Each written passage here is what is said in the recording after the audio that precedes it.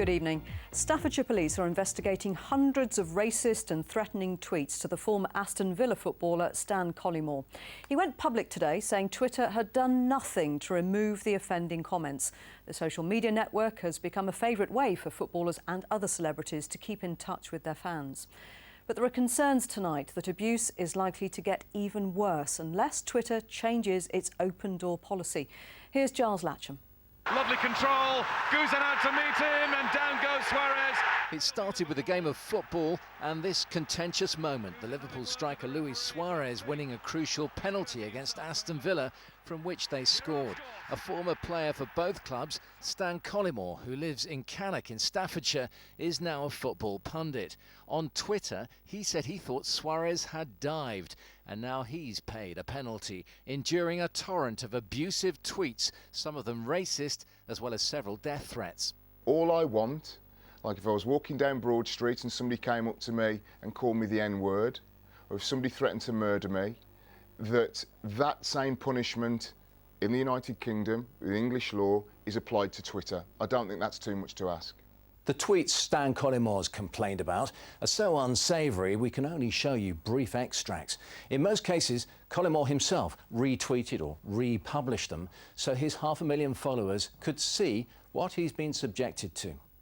A spokeswoman for Twitter told us that targeted abuse is against its rules and that they have established processes for working with police forces. Forces like Staffordshire, who say they're investigating hundreds of tweets sent to Collymore from the UK and abroad. We need the assistance of Twitter in this case, and I certainly trust that that will be forthcoming.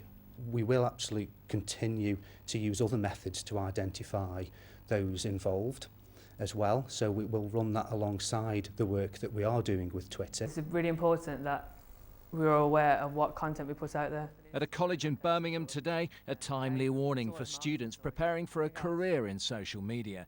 Stan Collymore thinks much of the abuse he's had comes from youngsters who don't understand the consequences. Technology is evolving and everyone has a phone these days, everyone has Twitter, and people are picking up a lot more. Children use iPads now, and it's just the way society is. It's just the biggest thing that people don't have is awareness, and that needs to be taught a lot younger than what they are now. I have now waited 6 whole weeks for 22 cases of people overtly racially abusing me to be passed on to the police by Twitter. That is not good enough. In a career of lows as well as highs, Collymore's had to develop a thick skin. But Twitter, he says, has become a cesspool, which he's no longer prepared to tolerate. Giles Latcham, BBC Midlands Today. Well, I'm joined now by Mike Jackson, Professor of Computer Science at Birmingham City University. Good evening. Good evening. We know it's not just celebrities who are being abused on social media, but is the problem getting worse, do you think?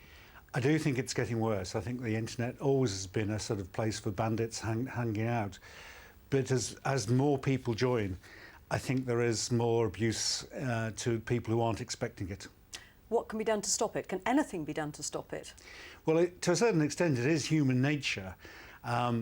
What's happening is against the law. People could be prosecuted.